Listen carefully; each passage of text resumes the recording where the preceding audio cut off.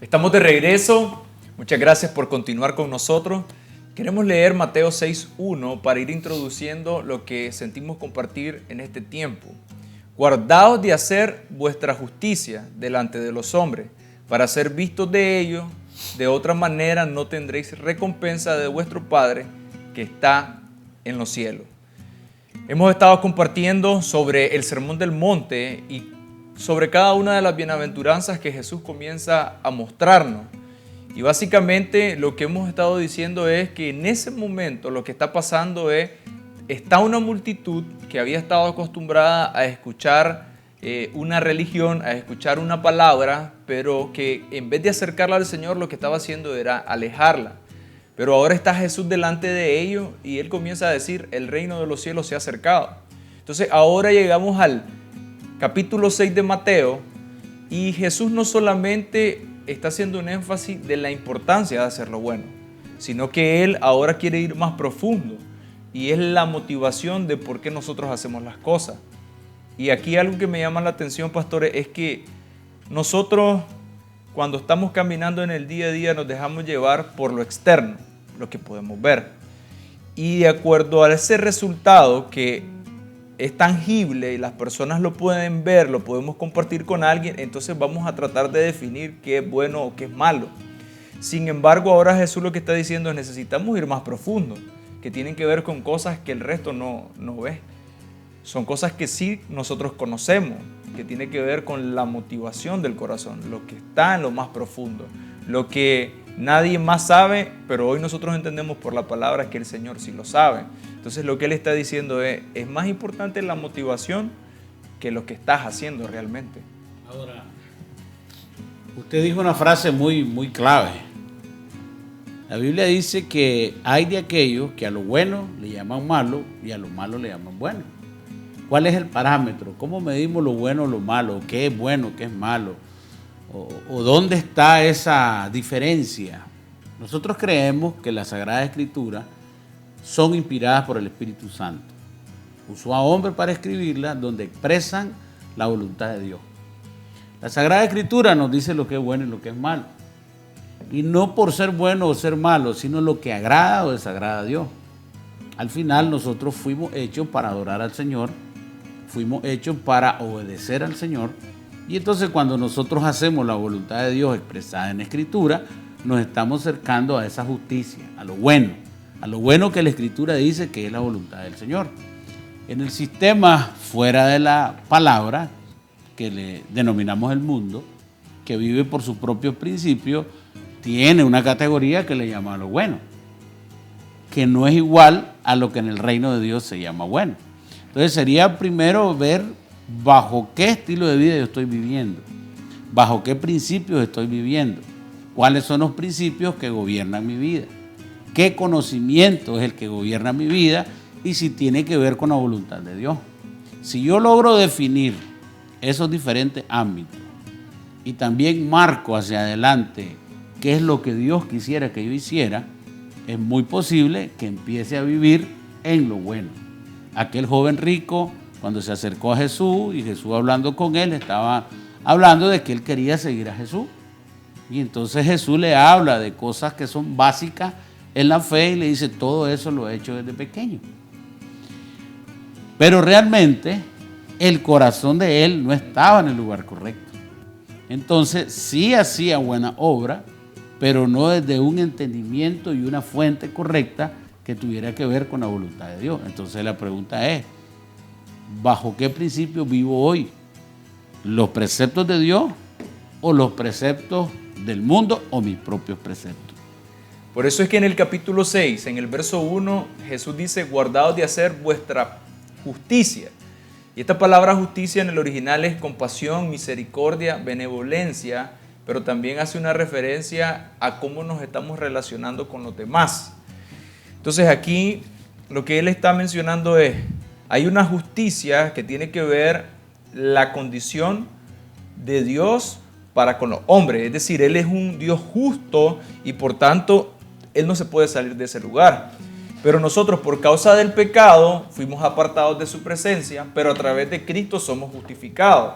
Entonces ahora la relación que teníamos con Él es restaurada, nos reconciliamos, comenzamos a disfrutar de nuestro Padre Celestial. Pero aquí lo que está mencionando Jesús ahora en este capítulo es la justicia como nos relacionamos con las demás personas. Y ahí es donde necesitamos tomar de lo que nosotros vivimos en nuestra intimidad con el Señor y comenzarla a llevar hacia las personas. Pero va a ser clave lo que usted decía, pastor. ¿Desde qué fuente? ¿Desde qué fuente? ¿Lo que dice el mundo, lo que yo creo o lo que dice el Señor? Pero en este caso particular, Cristo lo que nos está llevando es de mi relación con el Señor, de lo que yo vivo ahí, de mi posición como justo delante de Él. Entonces, ahora yo necesito llevar y caminar en justicia en mis relaciones con las demás personas. Ese mismo pasaje, en la versión Reina Valera contemporánea, dice: cuidado con hacer sus obras de justicia, solo para que la gente los vea. Si lo hacen así, su Padre que está en los cielos no les dará ninguna recompensa. Y Jesucristo introduce 3 ejemplos en donde las personas hacen obras de justicia solo para ser vistos. Y Él introduce la limosna. Cuando se da limosna, dice: no toques trompeta delante de ti, es el versículo 2, como hacen los hipócritas en la sinagoga y en las calles para que la gente los alabe. Sino que asegúrate de que tu mano izquierda no sepa lo que hace la derecha. Así tu limosna será en secreto y tu Padre que ve en lo secreto te recompensará en público. Después en el versículo 5 Jesús habla acerca de la oración, diciendo también que nuestra oración tiene que ser en secreto. No una oración pública para que la gente nos vea, porque si no tendremos recompensa de parte de quien nos ve, pero la verdadera recompensa que viene de parte de Dios no la tendremos. Y después habla también del ayuno, que cuando hagamos ayuno no nos mostremos afligidos, y vuelve a introducir la palabra hipócrita, sino que cuando tú ayunes, lávate la cara, arréglate bien para no mostrar a los demás que estás ayunando, sino a tu Padre que está en el secreto. En todo este contexto, Jesucristo está hablando de hacer obras de justicia con las intenciones correctas, como usted decía, pastor, con el corazón correcto, que de ahí es donde emana realmente lo que nosotros estamos haciendo. Si nuestro corazón está en el lugar correcto, nosotros vamos a estar haciendo todo, no para que alguien nos vea, nos aplauda, sino para que seamos, todo lo que nosotros hagamos sea agradable delante de Dios. Esa palabra hipócrita es una palabra que viene del griego, y nosotros cuando decimos sos un hipócrita, es una palabra que suena muy golpeado hoy en día. Suena a alguien que es falso, alguien que posiblemente está haciendo las cosas para dañar a alguien más a escondida. Pero esa palabra hipócrita se refería a la máscara que usaban los personajes en los teatros griegos. Ellos se ponían una máscara que, aparte de ocultar su identidad, para ponerle la identidad del personaje que estaban representando, esas máscaras tenían como un megáfono, un amplificador de voz para que la gente pudiese escuchar lo que ellos estaban diciendo. Entonces, aparte de cambiar su identidad, hacían que la voz se aumentara. Y entonces el uso de esa palabra significa de alguien de que no pone al descubierto las verdaderas intenciones por las cuales está haciendo las cosas, y que aparte de eso hace alarde. Ese es el verdadero contexto de la palabra hipócrita. Jesucristo está diciendo: cuando ustedes vayan a ayunar, cuando ustedes vayan a dar limosna, cuando ustedes vayan a orar, no lo hagan de tal manera que los demás vean lo que ustedes están haciendo con la intención de ustedes recibir recompensa de parte de ellos, sino que nuestra intención debe ser en todo momento agradar al Padre. Ahora Jesús pone estos 3 ejemplos: oración, ayuno y limosna, pero esto se aplica a todo en nuestra vida. Las intenciones por las cuales nosotros hacemos lo que hacemos, por ejemplo en la iglesia, nuestro servicio al Señor, ¿por qué lo hacemos?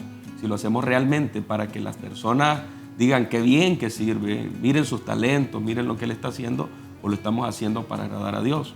Aunque sea una expresión pública, realmente en el secreto nosotros lo estamos haciendo para que Dios se agrade en nuestro servicio.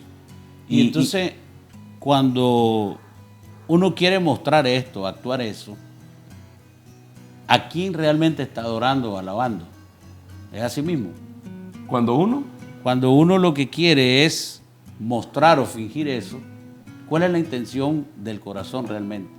Ahí es donde Jesucristo dice: para que no reciban gloria y aprobación. Somos nosotros mismos. Exactamente. Entonces, hoy en día se mueve algo muy común que se llama vanidad. se define como la creencia excesiva en habilidades propias, provocando una atracción a sí mismo. Al final, hay una gran lucha entre nuestro Dios como yo mismo y nuestro Dios por el quien venimos, quien nos amó, quien nos creó. Y en este tiempo es mucho, o sea, ahí estamos hablando prácticamente del fariseísmo, lo hacían los fariseos, una mala interpretación de la ley, creen que es por obra, necesitan mostrarse, lo hacen públicamente, pero hoy en día creo que casi todos sabemos quién lo está haciendo y con qué intención lo está haciendo. O sea, realmente corazón. El que se engaña es uno mismo, porque las personas saben quién es genuino y quién no es genuino. Ahora, yo no diría que se engaña a sí mismo, yo diría que hay una intencionalidad. Correcto, pero si todo el mundo sabe... O él pretende engañar a alguien más. Te estás engañando porque todo el mundo sabe. O sea, cuando usted ve a alguien en la televisión y lo ve fingiendo, vos como receptor sabés que está fingiendo. No, él no es así o no se ve genuino. Él lo que más dicen las personas es, no es genuino en lo que dice. ¿Por qué? Por la intención, por la fuente, porque ¿para qué lo hace? Si lo hago para Dios, las personas van a detectar eso, porque es una esencia. Y todos los seres humanos venimos de Dios. Él es nuestro creador y tenemos facultades que Él nos dio únicas, que se conectan con esa vida de Dios. Por eso oímos el llamado al Señor, porque hay algo en nosotros que detecta esa esencia. Entonces, cuando hablamos desde la esencia de Dios, que es para adorarlo, para honrarlo, haga lo que haga, desde barrer el piso hasta el discurso más emocionante y poderoso que sea para honrar a Dios, la gente lo va a definir, las personas lo van a sentir, pero también, por ejemplo, cuando un padre es genuino con su hijo, va a desarrollar hijos genuinos. Cuando la relación esposo y esposa es genuina, porque el objetivo es adorar a Dios a través de mi relación, mi esposa me va a creer, mi esposa todas las cosas que hago va a entender que son genuinas y que tienen un fin y un propósito bueno en Dios. Entonces, al final, hay distorsiones que nos sacan de la realidad. Por ejemplo, cuando Jesús nos muestra la ofrenda. ¿Por qué la ofrenda? Porque la ofrenda tiene que ver con el corazón de las personas. La ofrenda genuina tiene que ver con adoración. O sea, el objetivo es adorar a Dios, no es dar por dar, sino porque estoy agradecido, porque reconozco que todo viene de Él, porque lo amo, no solo por recibir un bien, porque dando es como se recibe, pero realmente porque lo amo. La mejor ofrenda es el amor que yo le expreso al Señor y que se puede manifestar a través de una inversión en el reino de Dios o a través de algunas acciones de mi vida, donde ofrendo tiempo, donde ofrendo mi vida, donde ofrendo inclusive a mis hijos para que le sirvan al Señor. Tiene que ver con la intención del corazón de adorarlo y agradarle a Él. Asimismo, los otros ejemplos que pone el Señor. Y al final todo en la vida tiene que ver con qué lo hago y para quién lo hago. Por eso es que ahí aclara Jesucristo, dice en el versículo 2, que cuando des tu limosna no toques trompeta delante de ti. Estoy leyendo la versión Reina Valera contemporánea. Como lo hacen los hipócritas en las sinagogas, en las calles, para que la gente lo alabe. Sí. O sea, ahí hay un fin. Aunque realmente las personas muestran lo que están en las intenciones del corazón, Jesucristo está diciendo, cuídense de aquellas personas que todo lo que hacen lo hacen para ser alabados. Y realmente, hoy por hoy, en el mundo hay mucha gente engañada con eso.